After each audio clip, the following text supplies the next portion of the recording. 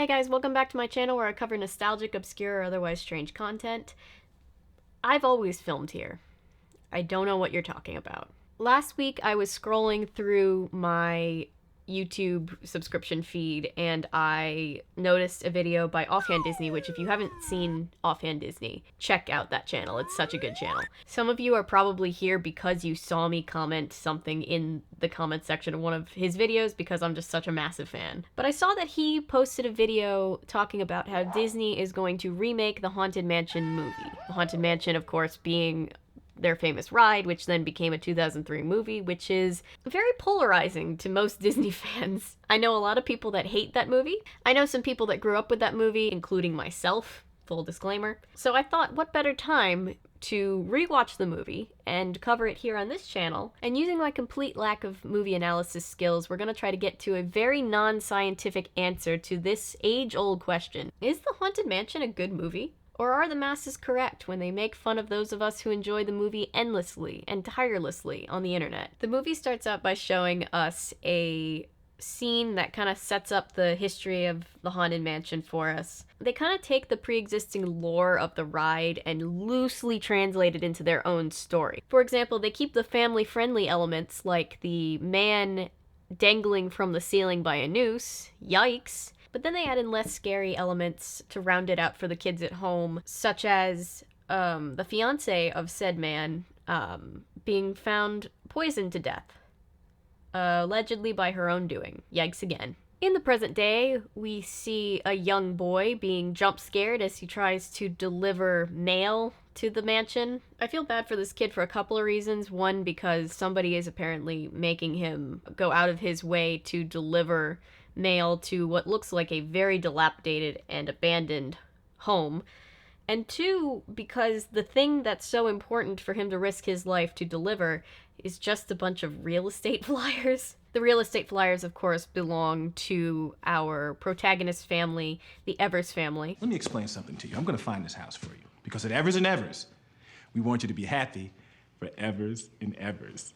There aren't enough plugs. In defense of this very pessimistic man, I would like to say that a lack of plugs in a home is no joke. I have a power strip plugged in so that I can accommodate the ungodly amount of lighting equipment that I need in this room to get this video shot. So put more plugs into homes, people. It's not like there's an energy crisis or environmental problems that we have to think about. Every house we look at, you find something to pick at. I just know what I like. Would you like a divorce? Well, that certainly escalated quickly. Hey, honey. How's it going? Do they like the house? Yes, this house is still available. Well, are you pre-approved? Yeah, the reservation's at 7. So don't be late. Let's get together at 7 and we'll go over your offer. Okay. Don't hit. There's no need to hit. This does set up Eddie Murphy's character pretty well for us. We learn that he is very good at being a realtor and very bad at having a wife and children that depend on him to keep commitments. It's the old dad works way too much trope, left over from the 90s. So after closing on this particular home and having an existential crisis at a Hawaiian-themed restaurant, Happy anniversary, happy anniversary, happy anniversary, happy anniversary, happy, happy, happy, happy. Hey, sign this! Jim Evers gets flagged down by another couple interested in buying a home, which is very strange to me because I can't imagine being in a situation where I'm so interested in purchasing a home that I'm out to dinner and I'm like, hey honey, this is going really, really well. You know what would make it perfect? If we talk about real estate with a complete stranger right now. But anyway, that makes him late for his anniversary and he's in a lot of trouble with his wife. So to get out of trouble, he recommends that they take their kids and they go camping for the entire weekend. Big family adventure! Hey, Michael Jordan Evers! Hey, what is it? What? His son Michael has a crippling fear of spiders, which doesn't seem very weird to me, but Jim definitely feels like his children should not be afraid of anything. What I'm trying to say is you should never be afraid. Don't be afraid of anything. And he gives his son an entire lecture about how fears aren't good or necessary and that he needs to stop it. Just stop being afraid.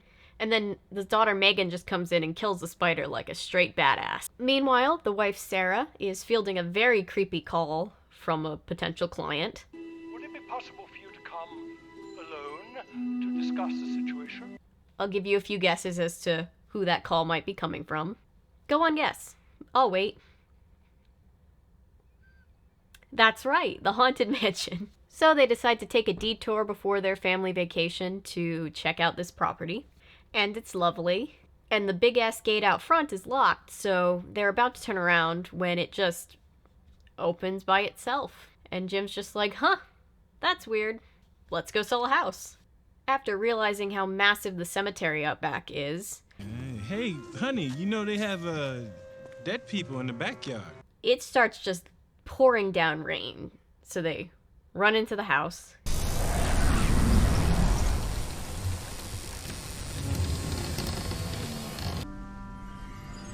Mom, this place has spiders. Yeah, wait till you meet the residents. They're a laugh riot.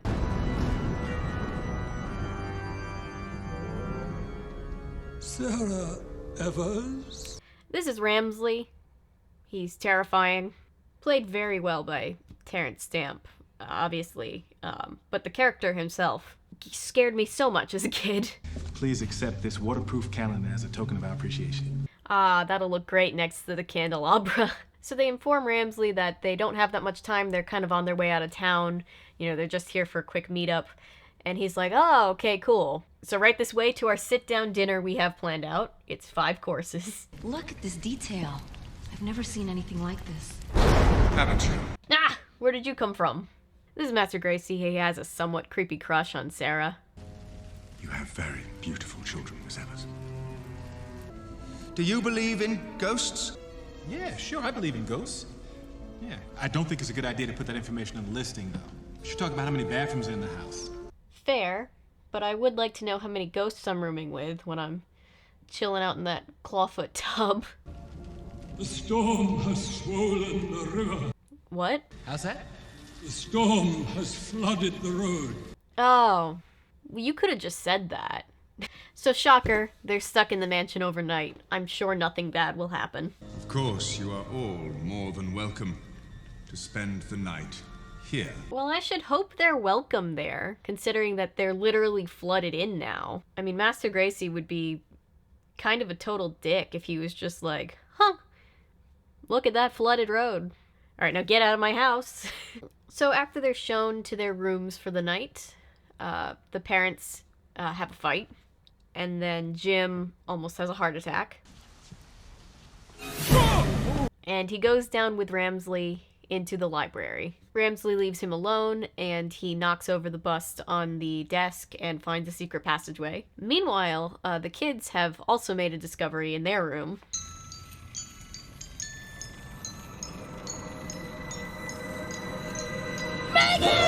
You know, I've always been kind of creeped out by music boxes, and I never really thought about it, but I think this might be why. I think this is where my deep-seated childhood fear of music boxes came from. I think ever since this movie, I just was kind of half certain that a ghost would pop out of one if I ever opened it. I think it wants us to follow it. I think you're crazy. Yeah, I think Michael might be right. I tend to not trust ghost orbs on a typical basis. Sarah goes looking for Jim, finds a maid who's not very conversational, and then she just disappears. Excuse me.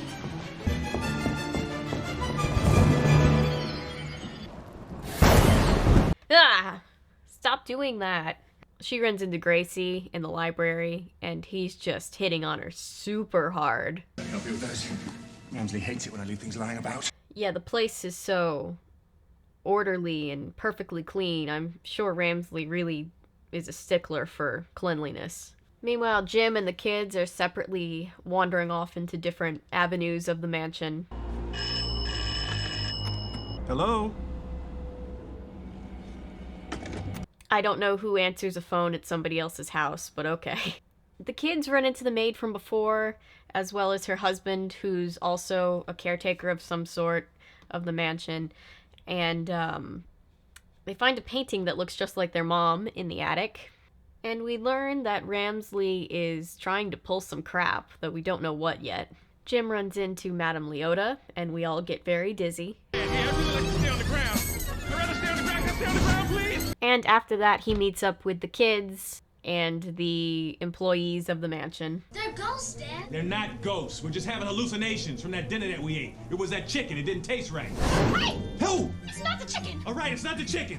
Okay, first of all, that would have to be some very bad chicken. And secondly, how did they get chicken? They're dead. This might be a little nitpicky, but how did dead people get a hold of chicken? We have to help them! Hey, you can't help the dead, honey. They're beyond help. That's the nature of being dead. Hey, they're right there. You don't have to be mean. Meanwhile, Gracie is telling Sarah about the backstory of the mansion. She was in love with the heir to this mansion. Your grandfather. He hung himself. And I never really understood why this backstory made sense to her, because if his grandfather died before getting married or having kids or anything, he wouldn't exist. So I don't know how she doesn't see the flaw in this logic. But at this point, we're clued into kind of the main plot of this movie, which is a little bit strange. I'm not 100% sure why they went with this particular plot, but basically, everyone in the mansion is dead, and it's because of a curse. Those damn curses that curse everybody in the mansion, regardless of who did what. Because Sarah looks so much like the fiance that died at the beginning of the movie, Gracie thinks that it is his fiance reincarnated, and he has to get her to remember who she is so that they can all leave the mansion and cross over into heaven. Now, you telling me this guy is dead, and the only reason we were brought here is because he wants to try to get jiggy with my wife? I don't know. So after all this time of them being trapped in the house, Leota's like, hey, if you want to leave, just so you know, you just got to go down to the crypt and find this random key. I don't know why she didn't tell anybody that before. Holding on to pivotal information that could save yours and everybody else's soul, that's a total power move.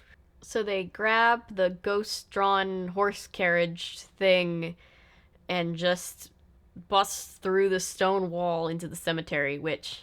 Why did they have to bust through the wall? I've never really understood that. There's always, my way. Also, I know that they included that line because it's iconic, it's from the ride, but isn't it true that when that line is said on the ride, it's meant to imply something that rhymes with bluicide? More family fun coming from the makers of the Haunted Mansion, Walt Disney World. They meet the iconic singing busts, who are not helpful. When the cryptos creak and the tombstones quake, spooks come out for a swinging way. Guys, excuse me, sorry to bother you. I was wondering if you... But regardless, they find the mausoleum. Look.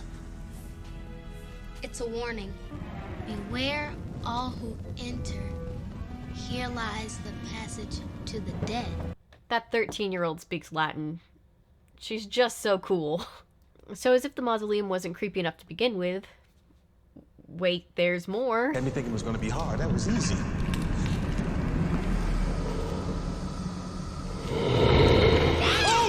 Just a whole lot of ghost zombies. I'm not really sure why some ghosts come back as ghosts and other ghosts come back as like zombie versions of their dead bodies, but semantics. We're not going to get into that right now. This video could be way too long.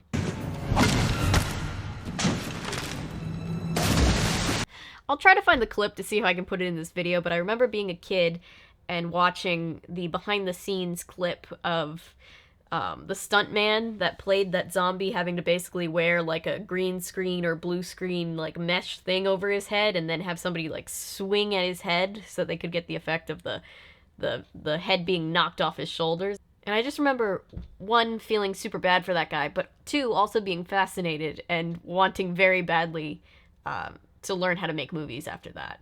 In fact, to this day, now that I do make movies, I kind of realize now that I'm talking about it that that clip might have been one of the catalyst events of me wanting to be on this career path, and that's just really funny and random to me. So after fighting off zombies and Michael having to face his fear of spiders, which is actually kind of a nice bit of foreshadowing come full circle, they all have the key as well as a deep-seated need for therapy, and now go back to the mansion to try to end this whole ordeal. The key opens up a trunk of things that belonged to Elizabeth, the fiance that died in the beginning. And it now comes out what we all kind of surely knew. I remember calling this as an 8-year-old. You are more persistent than I would have ever imagined. The butler did it? You gotta be kidding me. And this right here is where I need to put a pause on everything for a second and just point out that when I was a kid, all the times that I watched this movie, when Ramsley gives his speech about how he didn't want them to be together. Running away with that girl would have destroyed this house. It would have destroyed everything. Because it wasn't proper or whatever. I always assumed that it was just that she must not have had as much money as he did. And I don't know that that's not what the reason is supposed to be. They're very ambiguous to this part of the movie, but I watched it back very recently when I was first planning on doing this video, and I sat back and went, wait a minute, was it supposed to be that he didn't approve of them being different ethnicities? Uh-oh. Again, number one, I'd like to point out, I'm not going to go into a full analysis of how Disney handles the racist past of Victorian-era Louisiana. I'm not the right person to do that. And also, I'm not even sure what was fully intended in this scene because they keep it so ambiguous. I just would like to point out that the thought crossing my mind for the first time that the catalyst of this movie could potentially be a hate crime makes me look at the movie a lot differently. So I just wanted to point that out. Although, thinking of Ramsley as a horrible racist on top of a murderer makes it all the better when you watch what happens to him at the end of the movie, but I'm getting ahead of myself. Then after this plot twist, we're thrown yet another plot twist by realizing that they're basically going to force Sarah to marry Gracie, which, uh-oh, again. Ramsley at this point locks the kids in a trunk and throws Jim out the window.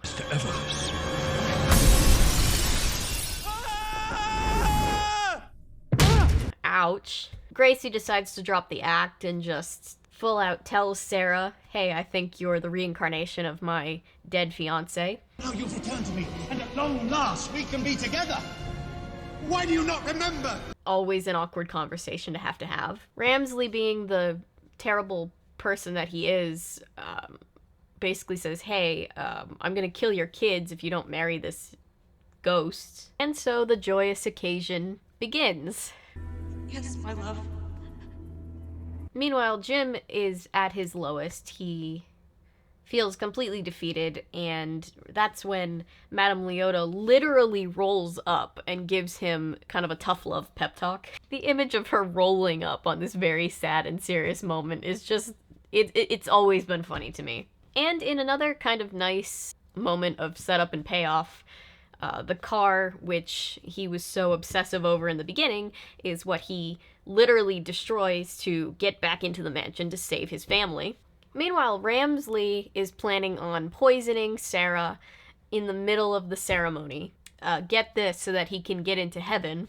Very ironic. And Jim fights his way in past all of these living knights, gets the kids out of the trunk, and then they crash a wedding. If anyone has any objections... Yeah, I got a few objections. They give Gracie the letter that he never saw, and he starts to put the pieces together. What's the meaning of this? Must we continue to listen to the ramblings of a lunatic? But it is written in her hand.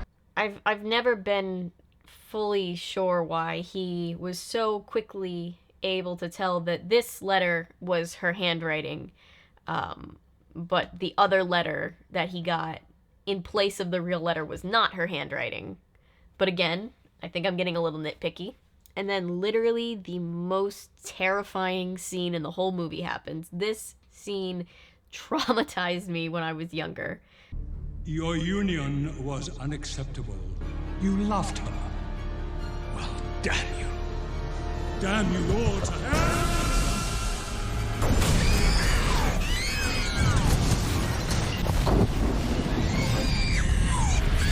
Yeah, the fireplace just opens up into a cavern to hell, and Ramsley gets dragged down because, of course, he does. Oh my god, Ramsley's a piece of shit. He tries to take Jim down with him, but Gracie coming in with that redemption arc saves him just in time. And then Sarah passes out, presumably from the poison.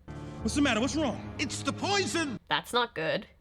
And this movie gives us one final and strange twist by having the ghost orb resurrect Sarah.